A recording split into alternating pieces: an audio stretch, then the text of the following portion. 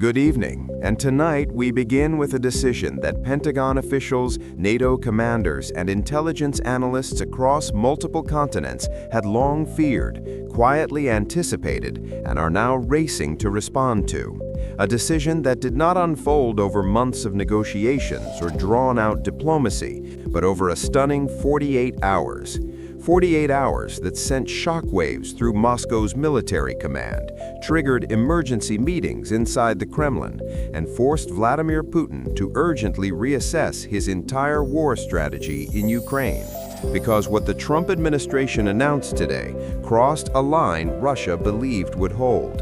And when that line broke, Moscow did not respond with strength. It responded with confusion, rapid military reshuffling, and visible signs of panic, marking what analysts are now calling a clear turning point in this war. For weeks, there were subtle signals, not official Pentagon briefings or public White House statements, but unmistakable indicators that something significant was being prepared behind the scenes.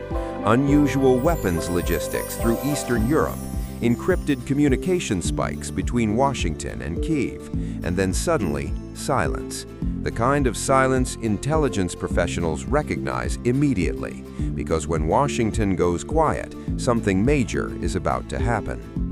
While Moscow cautiously convinced itself that this administration might favor restraint or negotiation, the Pentagon was quietly assembling the most consequential weapons authorization package since the war began. A package kept secret in a city where secrets rarely survive. And when it finally emerged, it landed like a thunderclap. Early today, U.S. officials confirmed a comprehensive authorization that includes advanced long-range strike systems, next-generation air defenses, enhanced drone capabilities, and most significantly, permission for Ukraine to use these weapons against military targets inside Russia itself. A distinction Washington had carefully avoided for years, and one that evaporated overnight. Within hours, satellite imagery showed Russian command vehicles moving, communication arrays repositioning, and transport aircraft scrambling, clear indicators of a military caught off guard.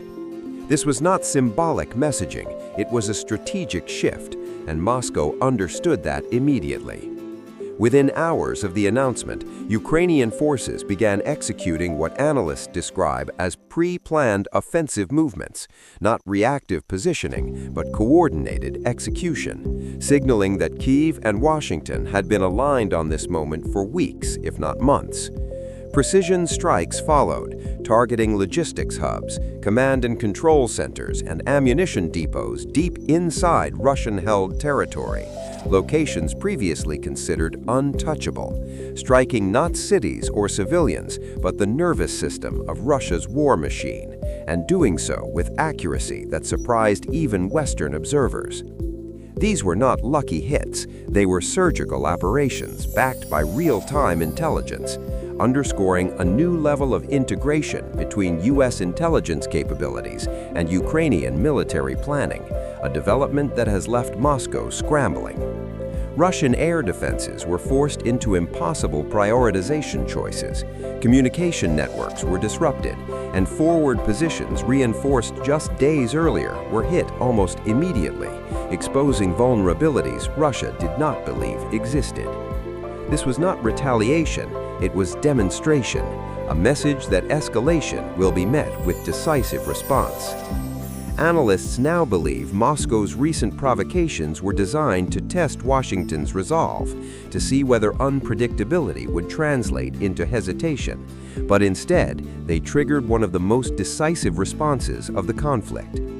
Notably absent today were dismissive statements from the Kremlin, replaced instead by silence and rapid military movement, the behavior of a power caught off guard rather than one in control. Ukrainian President Volodymyr Zelensky addressed his nation tonight, declaring that Ukraine's partners had demonstrated support not just in words but in weapons, emphasizing that every system delivered is a message to Moscow that aggression will not stand, and his confidence was unmistakable. Meanwhile, NATO unity remains stronger than it has been in decades. American commitment is no longer theoretical, and language from the Pentagon now openly references restoring Ukraine's territorial integrity, language that includes regions Moscow never wanted discussed. This moment comes as Putin faces mounting internal pressure from military hardliners, economic elites, civilians weary of loss, and security services demanding results, making this period especially dangerous because history shows that leaders under pressure take risks. Tonight, Russia appears to have lost the initiative, and in warfare, that loss is often decisive. As we move forward, the next 48 to 72 hours will be critical, determining whether Moscow escalates further or recalculates entirely. But one thing is already clear: the balance has shifted. Uncertainty now grips the Kremlin. Ukrainian resolve remains unbroken, and the next phase of this war will be shaped by weapons, intelligence, and decisions set in motion today. And we will be watching every development closely as this story continues to unfold.